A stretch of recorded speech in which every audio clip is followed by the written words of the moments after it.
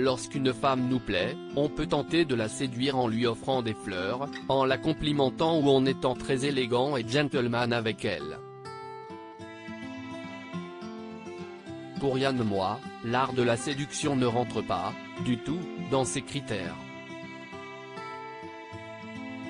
Chroniqueur sur le plateau de Laurent Ruquier en 2018, l'auteur avait eu la surprise d'avoir en face de lui Nicole Calfan pour sa dernière dans l'émission de France 2. Une femme que l'écrivain a longtemps idolâtrée au point même qu'elle lui a provoqué des envies. Pour le moins sauvage. Très excité par l'actrice, l'ancien chroniqueur a révélé qu'il s'était allègrement masturbé en pensant à Nicole Calfan. Muse de ses fantasmes les plus secrets, la comédienne lui a vraisemblablement inspiré les pensées les plus coquines lorsqu'il était seul dans son lit d'adolescent, loin de son enfance compliquée.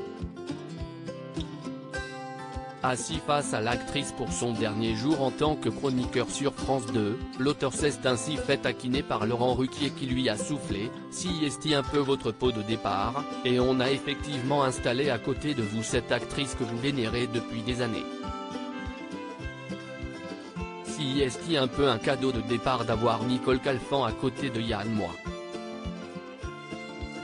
Un cadeau qui a apparemment beaucoup émoustillé l'écrivain qui n'avait alors pas pu s'empêcher de confier « Je n'ai répandu, du liquide séminal, dans ma chambre.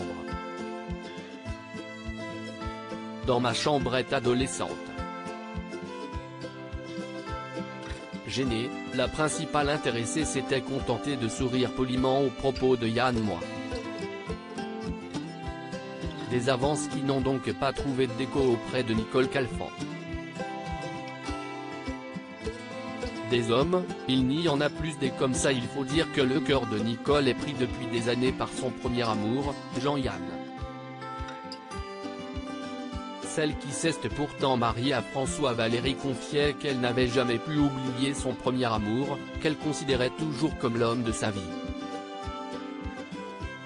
Elle l'avait rencontré sur le tournage de son film Êtes-vous fiancé à un marin grec ou à un pilote de ligne, alors qu'elle n'avait que 22 ans.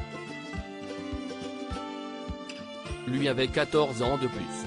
Après 5 ans d'amour, elle avait décidé de rompre avec l'acteur. Une décision dont il ne s'est jamais remis, et elle non plus. À 22 ans, comment peux-tu savoir que tu rencontres l'homme de ta vie? Si est impossible. Je te défie de savoir. Je défie quiconque de savoir qu'à 22 ans, on est devant l'homme de sa vie.